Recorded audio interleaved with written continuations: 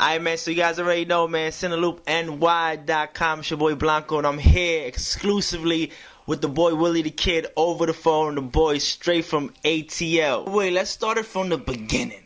Let's go straight to the beginning. So, like, when was the first time you picked up the mic and said, you know what, I want to be a rapper. This is what I want to do? It started when I was young, like real young. Like, I first started going to school, like kindergarten, first grade, real young.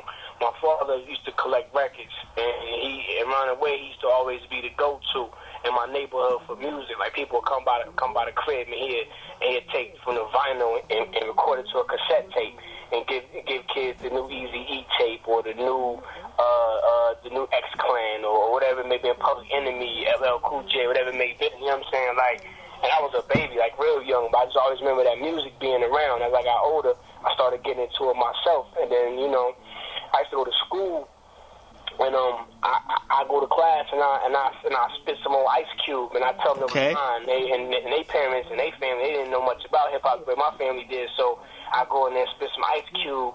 Who's the Mac? And I say it was mine. You know what I'm saying? And they don't believe it. You know what I'm saying? Yeah. Let's talk a little bit about how you got started with the boy DJ Drama and the whole affiliates crew and all that.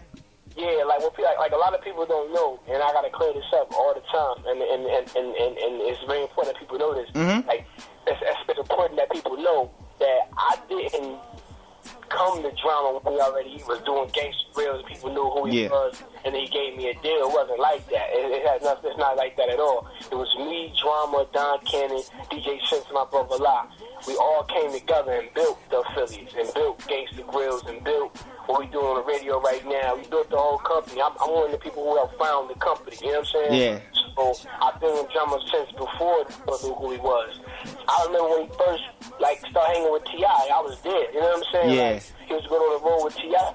I'm not sure if it was free, but he was just putting his neck out there supporting their movement. And I remember when he first called my phone and told me he was going to start doing that. You know what I'm saying? Yeah. So, like I said, I didn't come after the fame and the mixtapes and after everything. Yeah. I was there from before the name affiliates even existed. Let's get into like the first solo album. I've been on you for a minute. I was like, my man Willie the Kid is the truth. And then you dropped Absolute Greatness. Absolute Greatness. So speak about like the process of making that album and working with dudes like Bobby Valentino and everybody. It was funny, man, because Absolute Greatness was a mixtape album. I was on Asylum, and Asylum do this thing where they take the artists and they create mixtapes for the artists, but then they put barcodes on them and put them in the stores. Yes, sir. Content. So it was Absolute Greatness as a mixtape album. Yes. And I said definitely we could make it happen. It was like I had about 2 albums worth of material already done.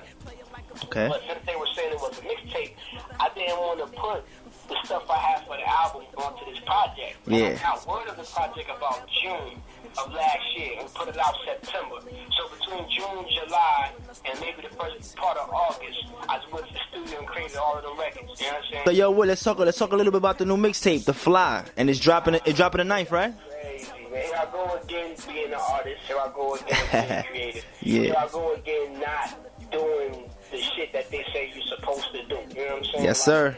I think somewhere in the midst of all of this fun and all of this money we making and all of this celebrityism and the fame and all of that, we forgetting about the art, my nigga. You know what I'm saying? I think we forgetting about that. You know what I'm saying? I remember being young, listening to Illmatic or It Was Written or Wu-Tang Forever or something or Infamous or whatever, even the Outkast record or something like that. Listening to that music, man. And being young, they was dealing with concepts and ideas that made my mind travel a little bit. You know what I mean? I think now the artists, they're going in there making records, they're spoon-feeding it for the kids, and spoon-feeding it for people who might not be familiar with our culture. You know what I'm saying? They're breaking it down real simple and giving it to them, which is cool. I have no problem with it. But I think with The Fly, I want to inspire people to be listeners again. You know what I'm saying? Okay. I gave it to my cousin the other day. Well, I didn't. I didn't give it to him. I left him with the computer, and he stole it off the computer. He said, yo, cuz, every time I play this song, I keep catching something new. You know what I'm saying? Yeah. I'm like, damn. I remember saying that about Wu-Tang when I first listened to them. You know what I'm saying? Like, or when I first put in reasonable doubt. You know what I'm saying? I remember thinking the same thing. Like every time I hear this song, I may have heard it 100,000 times, but every time I hear it, I get something new from it. You know, you sent us some tracks. We got I was listening to Aviation. Aviation is tough. Yo, how you come up with that song, and who produced that? The Aviation record, I'm gonna blow your mind. You probably wouldn't even think, but that's just a loop from the song Act 2, Hip Hop Be the Love of My Life, the Roots record with Common. Okay. When the song breaks down at the Common's verse, it just goes into this little break where the drums and the percussions and the bass just go away, and it's just a string.